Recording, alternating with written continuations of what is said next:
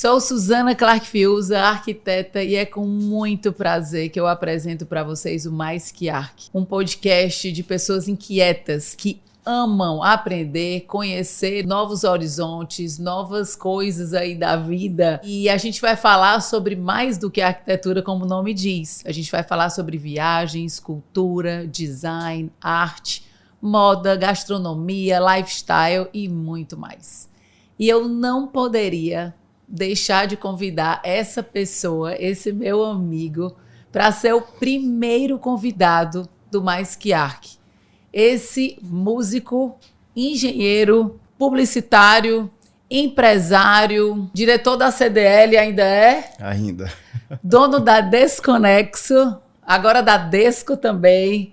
Gente, é muita coisa. E um homem viajadíssimo, que tem uma bagagem cultural difícil de ver com essa idade. Eu não posso dizer a idade dele, porque aí eu vou dizer a minha, porque a gente estudou junto. Então eu quero apresentar aqui para vocês o Pablo Gutierrez. Um prazer imenso, Suzana.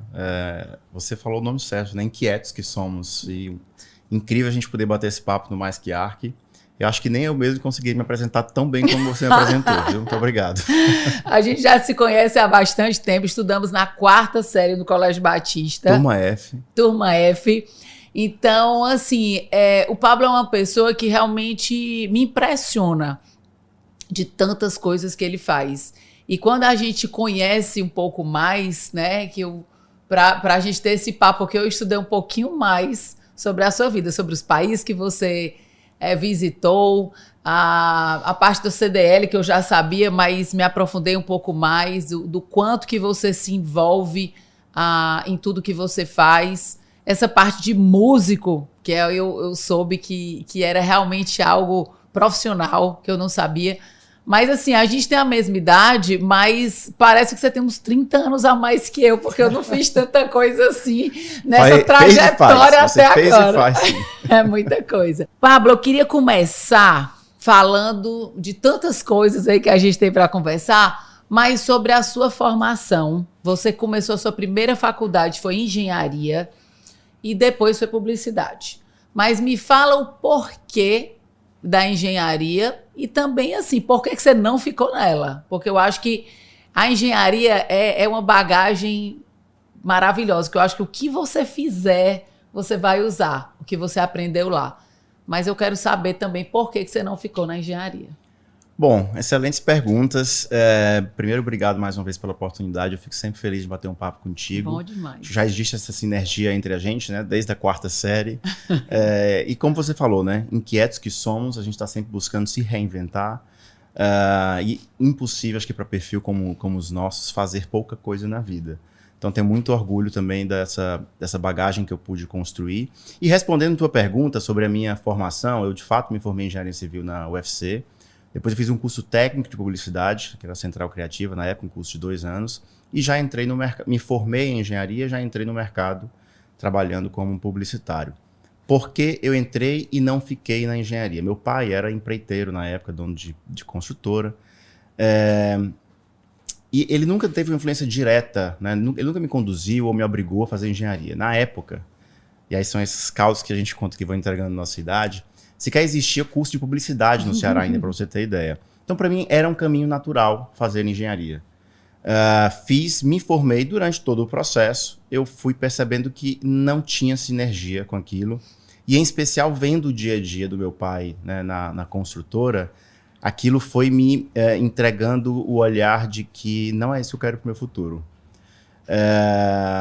Então, assim, apesar do meu pai não ter me conduzido ou obrigado a fazer engenharia, quando eu me formei e fui dizer para ele que não queria ser engenheiro, aí o homem ficou chateado.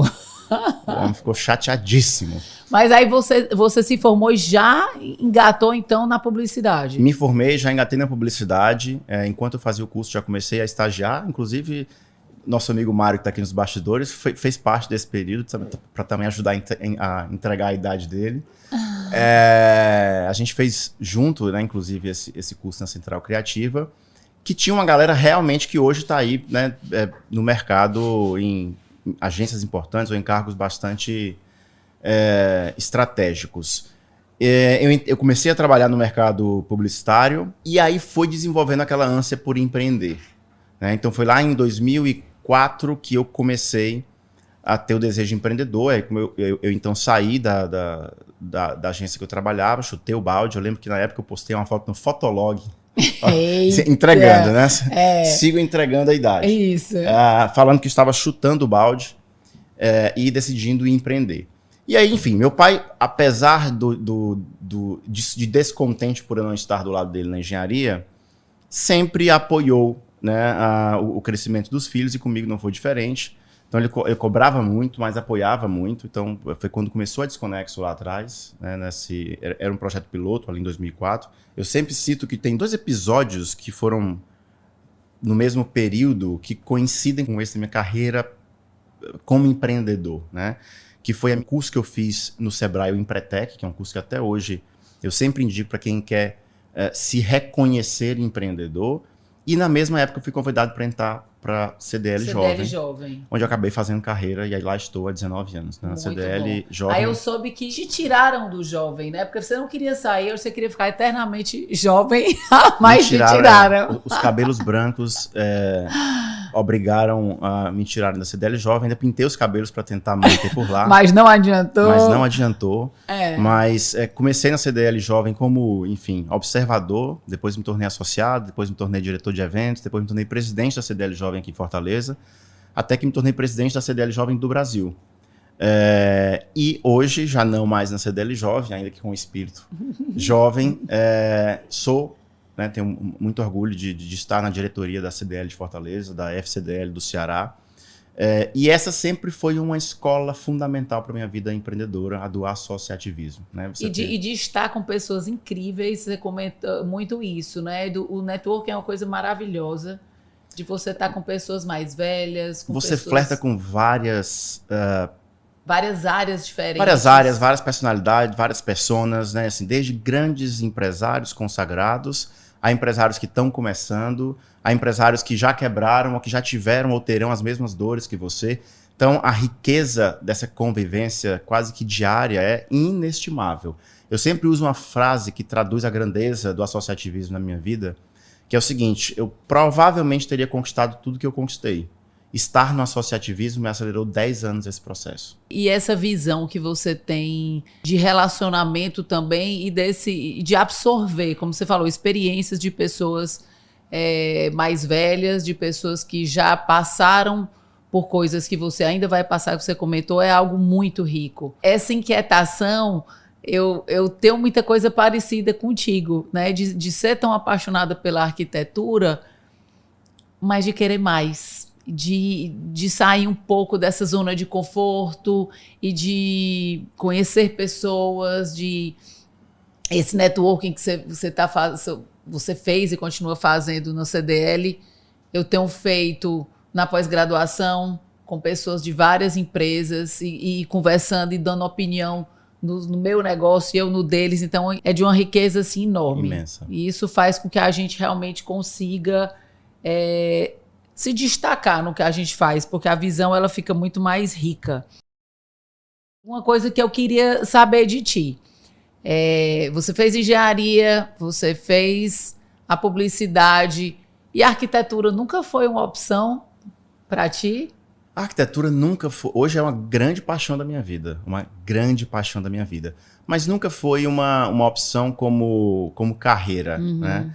A arquitetura acabou entrando na minha vida de uma forma bastante intuitiva e orgânica. Depois que eu comecei a empreender na área do design, né, no varejo.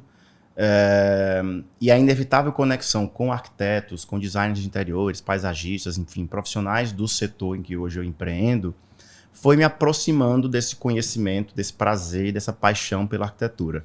Nunca foi uma opção, eu considerei como uma opção profissional, mas hoje, enfim, acho que acabou me levando para o caminho correto, que é o poder mergulhar na arquitetura de uma forma mais inspiradora e instintiva e trazer um outro olhar que acaba criando essa simbiose com o olhar do profissional arquiteto. Sim.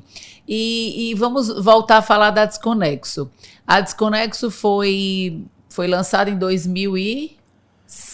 2004. 2004.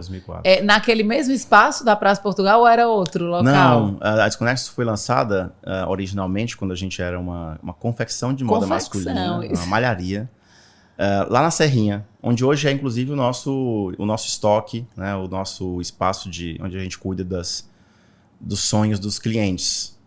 Quase 19 anos atrás, tudo começou ali.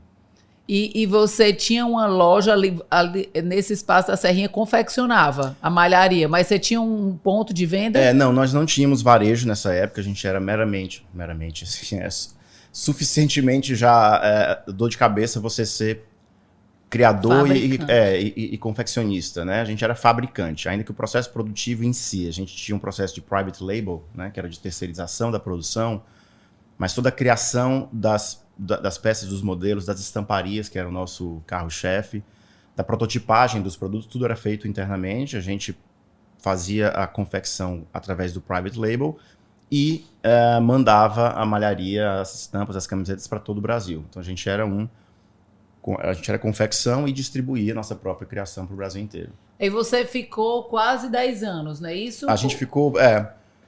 quase 10 anos, né? Depois o negócio foi expandido ainda da área de confecção. A gente abriu na época uma marca de brindes corporativos dentro desse hall da confecção. Depois uma experiência de um e-commerce virtual com produtos criativos.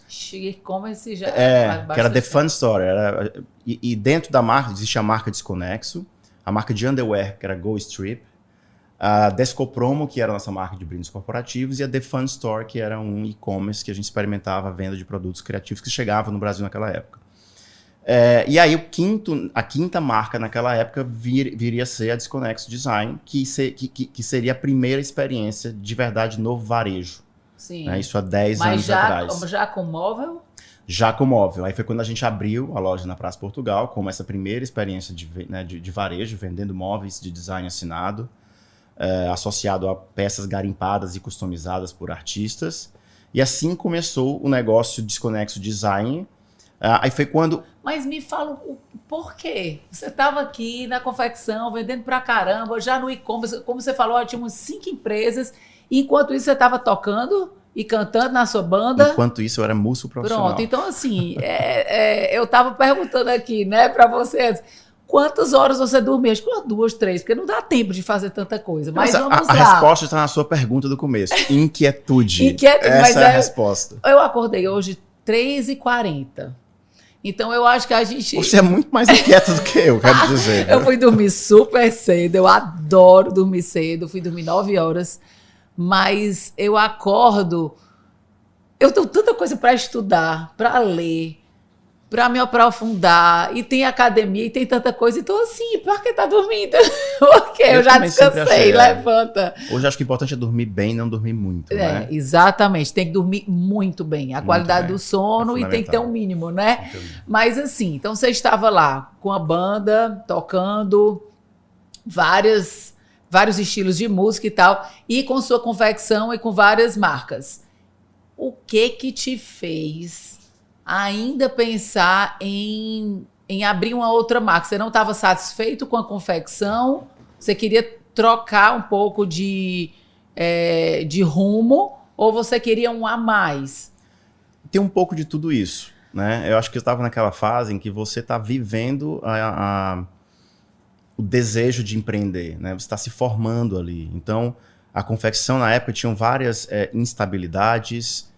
Não que qualquer negócio não vá sempre ter, mas nesse processo de amadurecimento do que é você como empreendedor, você passa por essa fase de querer abraçar o mundo, né? Acho que é um processo natural, até que a vida vai lhe guiando para você focar. Não que você não deva expandir, mas acho que foco foi um dos grandes legados que eu aprendi na prática, né? Foi onde eu apanhei para entender que eu precisava ter foco nos meus negócios.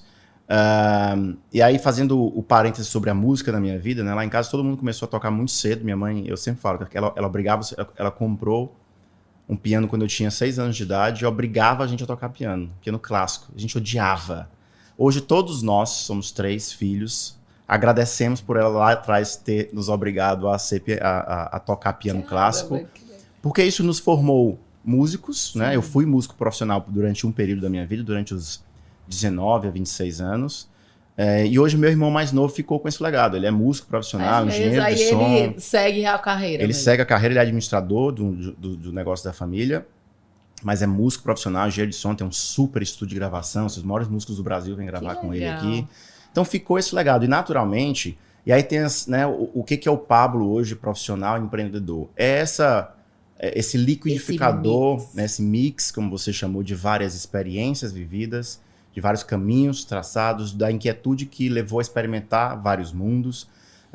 Então, ao mesmo tempo que eu tenho a racionalidade que a engenharia me deu, aproveitando para responder a pergunta que eu não respondi, por que eu não continuei na engenharia?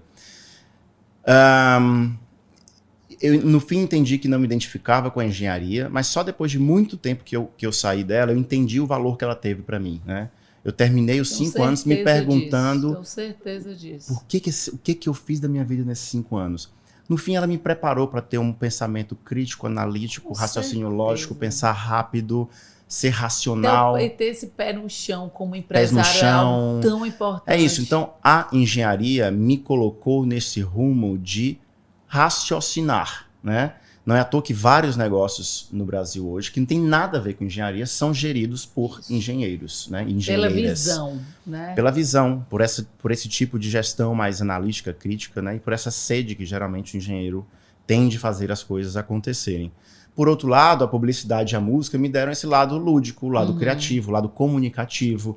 Eu era um garoto que, quando comecei a tocar, eu lembro que eu tenho essa foto do primeiro show da minha vida, que era no Aldeia Inn, acho que só pessoas do nosso período para trás devem lembrar disso, ali na Dom Luiz. O Mário tá ali morto de empolgado, que é da mesma época também. Gente, quem tá ajudando a gente aqui é a Relevante, que eu tenho um carinho enorme por eles. E o Oba-Obra só aconteceu por conta deles, que ele acreditou. Então... E é isso, o Mário fez parte de um fragmento aí dessa minha história ali na Central Criativa também. Né, na hora que eu entrei mais no mundo criativo, o Mário tava ali nos bastidores, quer dizer, na época ele não estava nos bastidores não, né? Por acaso hoje ele está aqui ajudando a gente nos bastidores a construir esse papo. Então a música e a publicidade me trouxeram esse lado comunicativo, né? Eu te dizer que nessa foto no Aldeia Inn, a minha expressão tocando era de um garoto completamente travado, enrustido, tímido, e a própria música com a publicidade foram me tornando um comunicador nato, né? Eu sempre na loja os clientes disseram, cara, tu é um excelente vendedor. Eu falei, pô, eu nunca fiz um curso de vendas na minha vida. Eu apenas sou apaixonado pelo que eu faço. Sim. Desenvolvi uma oratória, me comunico, né, me relaciono e naturalmente isso vai ajudando você a ter essa postura. E você tem um super conhecimento, né? Eu acho que não só amar o que faz, mas quando as pessoas veem também que você conhece, que você sabe o que você está falando, o que você está fazendo, aí junta tudo. Eu fiz, Pablo, eu nunca fiz curso de venda também, eu amo vender, mas eu trabalhei 45 dias nas minhas primeiras férias da faculdade em uma loja de roupa, que aí você também deve conhecer, que é a M-Officer. Lembro demais. Era o máximo a M-Officer na época. Eu disse, se for trabalhar, vamos trabalhar logo na melhor. E eu fui a segunda vendedora que mais vendeu naquele período. Então, assim, eu sempre achei muito importante vender. A pessoa tem que vender o que você faz. Tudo que você faz tem que ser vendido em algum nível, né? Exatamente. Essa transição da loja, da Desconexo confecção, malharia, para Desconexo móveis. O que te despertou? Por que móveis? Foi alguém que te... Por que móveis? É uma boa pergunta. Bom, eu também era um apaixonado por design, mas obviamente que a cabeça do engenheiro que empreende, ela não é movida só pela paixão. Sempre digo que a paixão ela é sim fundamental, mas aí, né, a dose de razão tem que dar match. E na época, eu juntava muito essa minha paixão, né, viajando o mundo, enxergando o design, enxergando o que era diferente, com espaço de oportunidade de entender que Fortaleza, naquela época, na minha concepção, não tinha algo ainda disruptivo para a área, né, de móveis, design de interiores, de trazer um pouco desse olhar global para subsidiar o trabalho dos profissionais, arquitetos, designers de interiores, né, nessas ambientações de interiores. Então, veio dessa paixão com a oportunidade de entrar neste mercado, entregando um olhar a partir dessa curadoria que vinha das minhas experiências pelo mundo, e querer muito trazer esse olhar global para a gente ter isso como, né, substância aqui para a produção. E assim nasceu o negócio ali na Praça Portugal, que na época nasceu bem pequeno, era um prédio de 200... A gente construiu, na verdade, o prédio ali de 250 metros quadrados, era um triplex, mas no conceito de loft, né? Na época o Carlos Otávio fez o projeto super bacana. E essa curadoria já vinha extremamente provocativa, né? Então você vê, eu lembro que tinha alguns itens clássicos que fizeram história aqui, né? Eu lembro que tinha o carrinho de comissaria, eu comprei na época dos leilões da Varig e da VASP, mais de 80 carrinhos de comissaria originais da antiga massa falida da Varig e da VASP. E esse foi um item que a gente vendeu, tipo, acho que era o grande ícone da Desconexo na época, né? As banheirinhas de champanhe, enfim. Na época a gente tinha esse olhar mais voltado ao garimpo geral, né? De imóveis, de cadeiras, poltronas, sofás, mas também objetos. O negócio naturalmente foi amadurecendo com o tempo e crescendo, né? 3, 4 anos depois a gente fez a primeira ampliação, 6, 7 anos depois a gente fez a ampliação maior, e hoje nós temos, né, um espaço já bem grande. Um espaço já bem grande, a Desconexo tem 800 metros quadrados, né? Inauguramos nossa segunda loja ano passado, que era um negócio que já existia há 10 anos, que é a Desco Corporativo, né? E aí a gente já segmentou também o corporativo no setor de hotelaria. Então hoje o negócio tem 3 ramificações, já é uma operação bastante robusta, né? Porque, enfim, não só a gente tem hoje o prazer, o privilégio de participar, né? E acho que isso é uma coisa que a gente faz junto muito bem, nessa sinergia da gente trazer o olhar curatorial associado ao olhar do profissional, né? Como o seu, por exemplo, como arquiteta. E eu sempre digo, né? A arquitetura, seja a arquitetura estrutural, a arquitetura de interiores, eu acho que as pessoas não sabem ainda a dimensão do quão ela é transformadora na vida das pessoas. A Amanda Ferber, que é uma das grandes arquitetas empreendedoras do Brasil, né? Você já conheceu, teve com a gente aqui. Architecture Hunter. Criadora do Architecture Hunter. Ela diz o seguinte, nenhuma profissão no mundo pode sobreviver sem arquitetura. Você concorda? Concordo. Não há nada no mundo que não dependa da arquitetura. Absolutamente nenhuma profissão do mundo. A gente precisa de um prédio, a gente precisa estar no espaço, a gente precisa usar o mobiliário. Home office ou não, você terá precisado de um arquiteto para começar tudo aquilo. Isso. Então, o poder transformador disso é de arrepiar, né? Da arquitetura, dos interiores. Então, quando a gente começa com um projeto de curadoria dos móveis para o cliente, em parceria com os profissionais, e a gente vê essa transformação feita, e a gente vê, eu sempre, cara, não é sobre vender sofá, né? Hoje eu digo tranquilamente para o meu cliente, você veio aqui para comprar uma cadeira, joga no Google. Vai sair cadeira a rodo. De tudo que é preço. Não é sobre isso. De tudo que é preço, de tudo que é... Enfim, o que a gente tem aqui para construir é a partir, enfim, das premissas do nosso negócio, né? Assim, o que é original, o que tem história, mas história associada à funcionalidade, para que a gente te entregue esse olhar consultivo. Primeiro é entender o que é a tua expectativa dentro de um lar. Né? Tem gente que quer uma casa para receber os amigos e fazer festa todo final de semana. Tem gente que não gosta de festa e quer ficar com a família assistindo Netflix ou jogo de futebol. Entendida a necessidade, aí vem o nosso olhar a partir da experiência, da curadoria, associado ao olhar do profissional, para construir algo transformador. Né? Então você imagina o poder que é eu efetivamente entregar para a pessoa o sofá mais adequado para que ela passe todos os finais de semana assistindo Netflix com a família. Você não acha que isso tem o poder de agregar, de somar, de construir, né? De construir família, de construir amor, de construir carinho.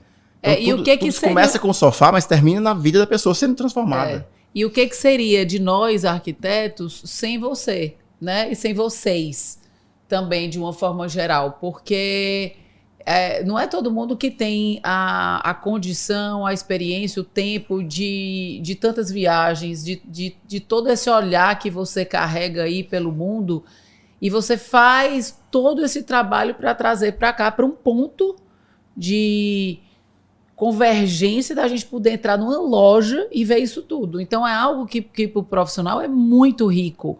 E saber também, da mesma forma que o cliente querendo comprar uma cadeira, um sofá, ele entra lá no Google e pesquisa, o cliente pode entrar no Pinterest e ver vários projetos e fotos. E se inspirar. E faz parte do processo, mas tem que ter um faz profissional parte, para conduzir mas isso. Como é que a gente vai fazer isso? Às vezes o cliente mesmo não sabe o que quer, às vezes ele quer aquilo bonito, mas não tem condição para ele, não é prático para ele. Então, tudo isso é vivência e a experiência, né? Que eu acho que é juntando a experiência do profissional de arquitetura, de algo muito pensado, muito estudado e trazendo todo esse repertório que a gente já tem, juntando com o de vocês, com essa curadoria que a gente pode chegar lá e construir juntos esse... Transformação, né? Essa transformação. Isso, esse lar, né? Chamar uma casa de lar. E eu falo tanto, né, Pablo?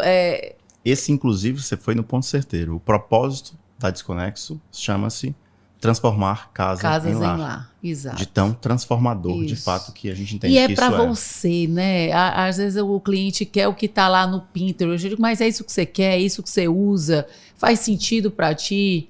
Será que é melhor ter um sofá mega confortável para você se jogar lá se você é do Netflix, do que um sofá lindo para receber? Então, às vezes o cliente não sabe do que ele quer, mas quando ele começa a conversar e a gente começa a entender como é que é a dinâmica do... É isso, você tocou nesse ponto importante, né? Assim, nada impede que o cliente pesquise e tenha suas pastas no Pinterest, pelo contrário, isso é maravilhoso. Ajuda. Hoje em dia o cliente é muito mais participativo para construir o seu lar, para escolher o seu mobiliário, o cliente muitas vezes já chega na loja já sabendo o que quer, mas aí vem um trabalho, eu mesmo que venho da área de criação, me considero uma pessoa criativa, tenho conhecimento na área, não consigo imaginar fazendo qualquer projeto na minha vida sem acompanhamento de um arquiteto ou de um design de interiores, porque o trabalho do profissional é justamente organizar esse fervilhão de ideias que a gente tem, associado às premissas técnicas, né? Então, assim, no fim das contas, você acaba economizando muito mais quando você contrata um profissional de arquitetura, porque ele é o cara que estudou, né, as questões técnicas, que é associado à experiência, para poder te orientar, onde é que tu encaixa tudo isso que tu tem como boas ideias. E, além disso, ainda o orçamento do cliente, que é algo importantíssimo, que é algo que eu acho que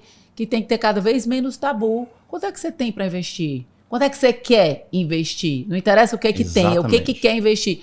Então, isso tudo junta com o técnico, com a beleza, com a curadoria dos móveis. Então, tudo isso faz parte realmente do nosso trabalho, da nossa vivência, e é isso que a gente vê, né, na Desconexo, essa junção aí de uma cultura ao redor do mundo, de tantas viagens. Antes de falar das viagens, eu fiquei aqui meio impressionada, que eu ia começar com a abertura disso e não comecei. Eu disse assim, quem é que sabe que o Pablo já liderou um talk show no Serginho Grossman? Atrevido, né? Atrevido. Que fez um discurso em espanhol. Porque discurso dá até pra fazer, mas em espanhol. Eu tô vendo aí, viu? Levou 25 empresários para a sede do Barcelona. Cara, você disse, além de inquieto, você realmente é o cara que não tem medo, que não tem... aquele medo que trava, né? É aquela coisa assim de ter a vontade de empreender, de fazer, ter muita segurança que vai fazer uma coisa com o pé no chão e vai-se embora. Então, isso aí é o máximo. Eu acho que o associativismo me deu muito isso, né? Acho que, por natureza, sou um cara que gosta de criar conexões, né? Você citou alguns exemplos aí. E acho que meu propósito como vida é ser relevante. Relevante para mim mesmo e relevante para os outros. Então, tudo em que eu me proponho me envolver, eu preciso me sentir relevante, eu preciso entender que aquilo é relevante para mim também, né? Então, se é para mergulhar, a gente mergulha. Vamos fazer. Fundo. Não mergulho como você, que eu sei que você também é uma grande nadadora, coragem que eu não tenho. Nunca mais entrei no mar, tenho que voltar a nadar no mar, viu?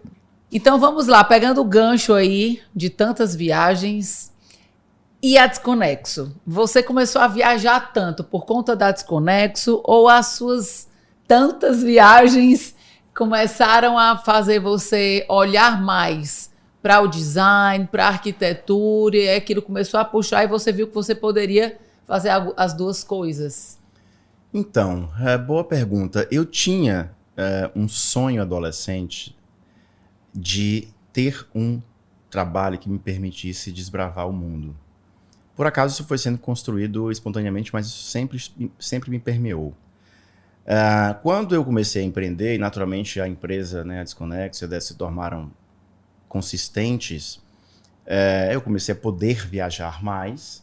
Obviamente, aí existe o lado como gestor, em que eu preciso preparar a empresa para isso, né? E aí toda essa minha bagagem do associativismo, do empreendedorismo, de ser também um inquieto por conhecimento, me deu uma bagagem como gestor para que eu construísse uma empresa que me permitisse também viajar, né? Porque o negócio precisa continuar pulsando. Então você viaja trabalhando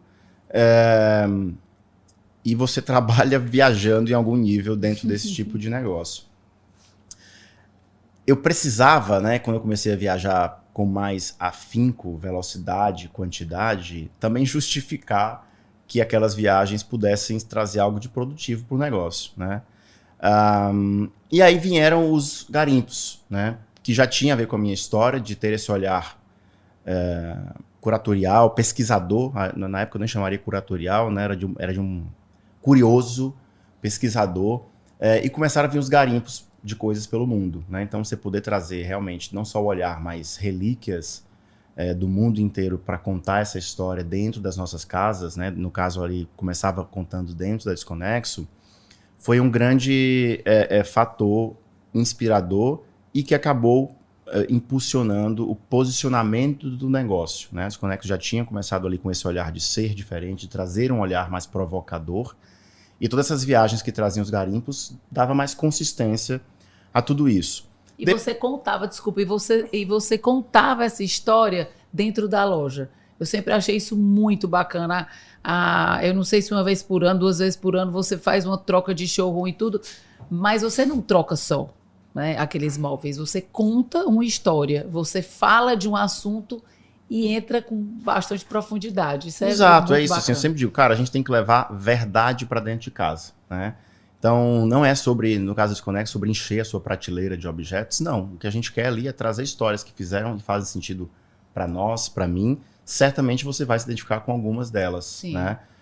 E aquele fragmento que fizer sentido para você, você vai levar para casa. Mas existe verdade por trás daquilo tudo, né? Depois, isso foi óbvio que o processo de trazer isso começou a ficar muito burocrático, a logística complicada, mas aí a essência já estava incorporada, né? De trazer originalidade, de trazer esse espírito provocativo, né? Não só na empresa, mas em toda a equipe. Depois eu passei a viajar muito mais com um olhar curatorial, com um olhar muito mais pesquisador, né? Então hoje eu trago muito mais experiências vividas e boas histórias para contar do que exatamente objetos em si, porque a gente já tem uma estrutura logística de empresas que já nos ajudam nesse processo de trazer objetos, né, palpáveis, objetos em si. E assim, eu concluo dizendo que eu sempre digo que eu sempre garimpei, muito mais do que lugares e objetos, a grande relíquia que há por trás disso tudo são as pessoas. E aí é o que você colocou aí na pergunta, né? Viajar e viajar com esse olhar desprendido te faz enxergar com o olhar do outro. E isso tem um valor inestimável, né? Especialmente em momentos em que o mundo inteiro, não só o Brasil, está vivendo essa superpolarização. Eu acho que quando você se coloca nesse exercício constante e consistente de enxergar com o olhar do outro, se todo mundo tivesse essa oportunidade, né, de enxergar dessa forma, a gente teria um debate muito mais construtivo. Mas minimamente a gente teria debate, né, e não polarização.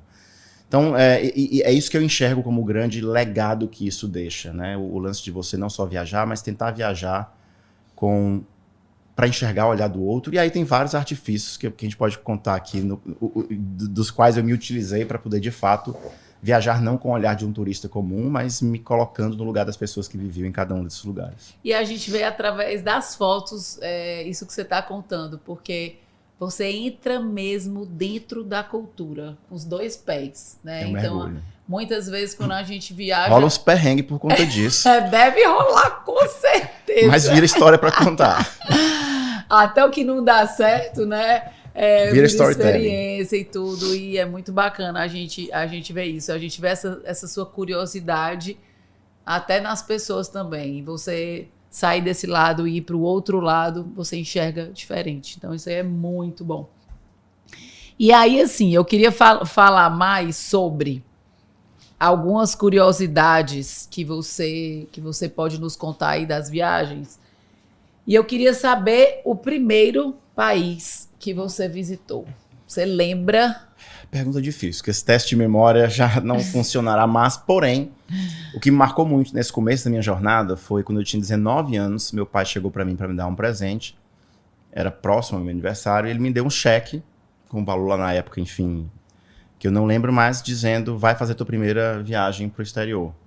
E foi por essa motivação do meu pai que eu comecei, né? Ali eu fiz os meus primeiros 10 países pela Europa. Não lembro qual foi exatamente o número 1. Posso até garimpar essa história, que é uma boa pergunta, um bom desafio. Mas ali começou a minha jornada. Com 19 anos foi quando eu fiz a minha primeira viagem para o exterior. Enfim, anos depois... Alguns poucos anos depois estamos aqui, com quase meio mundo depois, literalmente, estamos aqui depois. Batendo esse papo. O último. Esse é fácil. O último é fácil, assim, foi uma viagem bastante difícil. Algumas semanas atrás. O último exatamente foi a Bulgária. E nessa viagem eu tava com 88 países, ia fazer essa viagem para chegar a 93, voltei com 91 apenas. E aí sabe o que aconteceu? Olha como o mesmo viajante experimentado passa por erros de amadores. Eu queria muito conhecer o Cáucaso, né? Bem ali debaixo da Rússia e da Ucrânia, e planejei toda essa viagem para visitar 5 novos países em 13 dias. Cheguei em Guarulhos para embarcar para Baku, capital do Azerbaijão. E quando cheguei mais cedo, nunca chego cedo, chego sempre em cima da hora, nunca levo mala, nunca despacho mala. Até as 2 voltas ao mundo que eu fiz de mala de mão. E olha que eu não sou tipo mochileiro, eu gosto de me vestir bem, eu gosto de ter a experiência completa, mas sempre acho que mala é puro perrengue e não... e afeta muito a experiência, absolutamente não prático. Bom, cheguei mais cedo lá em Guarulhos para embarcar para Doha, no Catar, onde era a conexão para o Azerbaijão, tentando fazer um upgrade, né? O voo estava super lotado, no fim das contas eu nem consegui o upgrade e quase não conseguia embarcar, porque precisava de visto para o Azerbaijão. E eu, como um bom planejador e como um bom capricorniano planejado, pesquisei naturalmente tudo, porém, aí é o lance de viajar nos dias de hoje, eu sempre digo para todos os amigos, você tem que viajar considerando 20% de margem de erro em tudo, na parte financeira e na probabilidade de perrengue. De erro. Viajar hoje naturalmente não está tão prático como já foi lá atrás, então quem não tem espírito aventureiro fica em casa por mais um tempo, porque, cara, muita coisa acontece fora do previsto mais do que antes. Aonde que eu lembrei que precisava de brasileiro, precisava de visto para entrar no Azerbaijão? Cheguei para embarcar com ela e disse, olha, você não vai poder embarcar. Falei, meu amigo, me ajude, porque... primeiro eu fiquei, não posso ter cometido esse erro, não posso ter cometido esse erro, mas cometi esse erro. E aí chamei o gerente ali da Qatar no aeroporto, falei, cara, me ajuda, deixa eu te explicar aqui a minha situação. Não sou um viajante experiente, mas cometi, não sou um viajante amador, mas cometi esse equívoco de amador. Eu não posso perder. Aí falei para ele do meu projeto, né? Estou finalizando meu projeto dos 101 países. Se eu perder esse primeiro trecho, eu perco a viagem inteira. Estou indo visitar 7 países, 5 que eu nunca visitei, enfim. E aí o cara sensibilizou com a minha história e falou, olha, se você conseguir comprar a conexão do Catar para outro país agora, eu consigo anexar esse voo e te deixo embarcar. Aí você imagina que depois de planejar 60 dias essa viagem, eu em 15 minutos tive que pensar para que país que eu ia. Porque não podia mais ser para o Azerbaijão. Aí vem a experiência, tem que contar nessa hora. Bom, consegui emitir esse segundo trecho para a Geórgia, que era um país que eu já ia visitar no final dessa viagem. Ele conseguiu encaixar, embarquei. Durante o voo para o Catar, eu fui tirando o visto para tentar ir para o Azerbaijão no final de semana, porque levaria 3 dias para poder sair. Fui tentando buscar hotel para a Geórgia, que é onde eu ia chegar daqui a pouco e não tinha ainda. Então, graças a Deus tinha um Wi-Fi nesse voo e fui planejando ali essa parte da viagem durante o voo para onde eu estava indo. Cheguei na Geórgia e aí olha que coisa. Tive a migração mais difícil da minha vida. Acho que nem Israel, que foi a migração difícil. Eu tive uma migração tão difícil. E aí já comecei a entender que a região estava conturbada, né? A maioria dos meus amigos, minha mãe especiais, acha que eu sou doido por viajar para o leste europeu, ainda mais para o Cáucaso, né? Você está no meio do furacão. Mas não existia até então nada de grave, na minha opinião, no curto prazo ali acontecendo naqueles países, Geórgia, Armênia e Azerbaijão. Pousei na Geórgia depois daquele massacre da imigração, fiquei 1 hora sendo revistado de cabo a rabo. Somente eu, no aeroporto inteiro, sendo revistado com a mala revirada, um negócio assim, surreal. Aí na época eu falei, porra, não vou poder visitar a Armênia e o Azerbaijão. Primeiro me bateu a frustração, mas aí depois eu pensei, cara, foi Deus me tirando do meio do furacão um dia antes desse rolê todo. E aí foi isso. No fim, não visitei Armênia e Azerbaijão. Mas saí, e aí fiquei super angustiado na Geórgia, tentando pegar um voo para sair de lá, para antecipar a minha saída, porque o clima não estava legal. E aí eu consegui pegar um voo a 4 horas do aeroporto da capital da Geórgia, que era Tbilisi, para poder ir para o Chipre e poder sair ali do meio do furacão. Dessa vez eu quis sair essa aí. de pé. Não tem problema não, deixar um pouquinho para frente. Tô com pena aqui do tempo que tá acabando, que eu acho que era para ter assim, uns 3 podcasts falando contigo. Vamos deixar cenas para os próximos. Vamos fazer um ping-pong para a gente Bora. terminar. Qual o país mais inspirador para arquitetos, né? Sobre arquitetura aí, o que você acha? Tem muitos, mas Israel, né? Tel Aviv, que é a cidade branca, que tem o maior patrimônio de prédios Bauhaus do mundo, é sem dúvida um lugar inspirador para qualquer pessoa, para arquitetos em especial, fantástico. Mais ainda. E vou fazer um pequeno fragmento de Abu Dhabi, nos Emirados. Ai, maravilhoso. Né, que tem, enfim, que está se tornando a capital cultural dos Emirados, do Oriente Médio. E uma experiência que eu já fiz 4 vezes. Eu fui a Abu Dhabi somente para visitar o Louvre Abu Dhabi. E eu soube que você deu também uma vaciladinha, viu? Também rolou que um eu erro de amador soube aí. que você foi de Dubai para Abu Dhabi. Quando eu fui para Abu Dhabi, não tinha um Louvre ainda. Eu digo, gente, eu tenho que voltar lá. Já voltou várias vezes. Essa é uma das histórias sensacionais. Né? Eu fui até o Oriente Médio para fazer a conexão de um dia antes de ir para Noruega. Somente para visitar o Louvre Abu Dhabi, que tinha acabado de ser. E ele estava fechado. Esse aí eu digo, caramba. Mas é assim mesmo, aí você teve que voltar várias vezes. Tive que voltar várias vezes. Dá tudo certo. Mas eu queria muito conhecer o Louvre de Abu Dhabi. Ele estava fechado porque era uma segunda-feira, não é porque estava fechado o museu. Era o único dia que o museu estava fechado. De lascar.